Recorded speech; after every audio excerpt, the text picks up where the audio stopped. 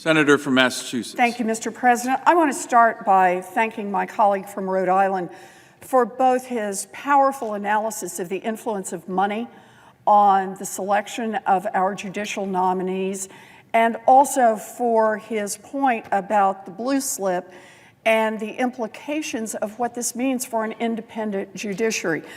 He's been a strong voice on this for a long time, and I think his speech on it was extraordinary and something that I hope everyone listens to and pays attention to. Mr. President, we're facing an unprecedented attack on our courts. This week, once again, Senator McConnell has scheduled confirmation votes on a slate of extremist judicial court nominees who have demonstrated that they are not committed to the principle of equal justice under law. In this administration, Senate Republicans have been working at breakneck speed to jam our courts with pro-corporate, narrow-minded elitists who will tilt the scales of justice in favor of the rich and powerful and against everyone else. And they are willing to bend and break and change every rule in the book to do it. Their latest strategy is to ignore the blue slip. For over a century, home state senators have played a critical role in the judicial confirmation process by using something called a blue slip to determine whether a judicial nomination should move forward. The Senate Judiciary Committee has historically refused to move forward on a nomination without a blue slip from both home state senators. In fact, during the Obama administration, Senate Republicans insisted on maintaining that rule, refusing to move forward on any judicial nominee who did not secure blue slips from both home state senators. They even stretched the rule beyond all reasonable bounds to stop fair-minded Main Street nominees from being confirmed. But now that Donald Trump is in the White House, Republicans have changed their tune. In order to force extremist nominees onto our courts, they are willing to toss the blue slip right out the window. Michael Brennan, President Trump's nominee to serve on the Seventh Circuit Court of Appeals, is just the latest example. Even though Mr. Brennan did not receive a blue slip from both home state senators, Senate Republicans moved forward on his nomination. Perhaps the ultimate irony is that when President Obama nominated another candidate to fill this very same seat, Mr. Brennan penned a strong defense of Senator Johnson's decision to withhold his blue slip. Now that the shoe is on the other foot, those principles have now magically disappeared. And let's be clear here. There are plenty of reasons for any senator to be concerned about Mr. Brennan's fitness to serve on the federal bench. I'll just mention a few. Mr. Brennan has mocked millions of hardworking women who have faced sexism and obstacles to advancement. He has dismissed the idea of glass ceiling. Mr. Brennan has defended a Wisconsin law that added unnecessary barriers to women who were seeking access to abortion, even in the case of rape or incest. Mr. Brennan supports criminal sentencing policies that slap low-level offenders with long jail sentences and exacerbate the problem of mass incarceration in America. And it gets worse. Mr. Brennan believes that it's A-OK for judges to refuse to follow binding court precedent when the judge just thinks it's incorrect. Now that is extreme. But Senate Republicans have shown they just don't care. They are willing to do whatever it takes to hand our courts over to moneyed interest. And there are many other radical nominees who are also in line. I want to take some time to talk about one of them, but I think it's important to explain just what's at stake here. In 2015, I was honored to join thousands of marchers to commemorate the anniversary of Bloody Sunday. On that chilly March morning 53 years ago, hundreds of nonviolent voting rights advocates, including many poor and rural African Americans who had been systemically shut out of the political process, joined together to march 54 miles from Selma to Montgomery to demand equal access to their constitutional right to vote. As they crossed the Edmund Pettus Bridge, the marchers, including my friend, Congressman John Lewis, came face to face with a wall of state troopers armed with billy clubs. The troopers had one message for the marchers: turn back, don't fight this fight, it's not worth it. Fully aware that they were putting their lives on the line, the protesters decided it was worth it. They held their ground. As the protesters fell to their knees to pray, they were brutally attacked by those state troopers.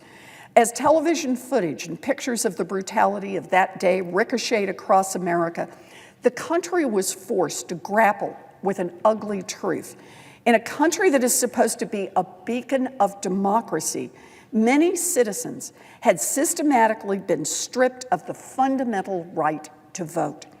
The march set in motion the signing of the Voting Rights Act of 1965, a landmark law that banned racially discriminatory voting practices.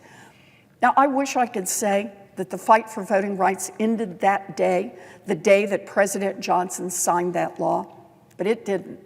Even today, powerful forces combine to strip Americans of their lawful right to vote. States have passed restrictive voter ID laws, purging voter rolls, limited opportunities to register, and erected other barriers to the political process, all with the same goal: to make sure that people who wouldn't vote for them wouldn't get a chance to vote at all. Federal courts have been on the front lines of that battle. Citizens have sought justice by asking the courts to strike down laws that make it harder for people of color, low-income people, the elderly, the disabled, or others to vote. The judges who sit on those courts have one duty: to uphold equal justice under law. The Senate must determine whether federal judicial nominees are prepared to meet this obligation. Thomas Farr, the nominee for the Eastern District of North Carolina, clearly fails that test. Instead of standing up for the rights of all people to vote, Mr. Farr has been the go-to lawyer for powerful interests that have worked to stop people of color and marginalized groups from exercising their right to vote. Among the most appalling parts of Mr. Farr's resume is his work for Jesse Helms, the former U.S. Senator and shameless bigot. Helms made his views on civil rights and equal treatment clear. He opposed renewal of the Voting Rights Act. He led opposition to commemorating Martin Luther King Jr.'s birthday as a holiday. He called LGBTQ individuals disgusting, weak, and morally sick wretches, and he supported the apartheid regime in South Africa. Senator Helms led some of the most blatantly racist political campaigns in modern history. To drive down black turnout, for example, his campaign mailed over 100,000 postcards to homes in predominantly black neighborhoods, threatening those individuals could be criminally prosecuted if they voted. Helms' most infamous campaign ad was a television spot that showed white hands crumpling up a job application with an announcer saying that the person needed that job, but it was taken by a minority. These ugly appeals to racism were a core part of Helms' campaign, and Mr. Farr was right by his side, serving as Helms' campaign lawyer. But Mr. Farr's troubling record doesn't just end there. In recent years, he has played a central role in resisting anti-discrimination efforts in North Carolina. In 2013, the Supreme Court dismantled a key part of the 1965 Voting Rights Act in its Shelby County versus Holder ruling, making it easier for states to enact discriminatory voter laws. After Shelby County, North Carolina's Republican-led legislature wasted no time in restricting voting rights, searching for ways to make it harder for African Americans in the state to vote. North Carolina legislators requested data about voting practices broken down by race, identified laws that helped African Americans vote, and went about gutting each one of them. In just 3 legislative days, the state legislature rammed through an omnibus voter suppression bill. The bill included a voter ID provision that specifically excluded IDs that African Americans disproportionately used. It eliminated the first week of early voting. It ended same-day registration. It eliminated out-of-precinct voting, and it stopped pre-registration for 16 and 17-year-olds. These were all, every one of them, practices that help boost African American voter turnout. The bill was challenged in court by faith groups, by civil rights groups, and by the U.S. government. Where was Thomas Farr? Where was he? Well, he was on the other side, defending the discriminatory law. The Federal Appeals Court rejected Mr. Farr's argument. It concluded that North Carolina legislature had intentionally discriminated in passing its voting laws, targeting African Americans with, quote, surgical precision.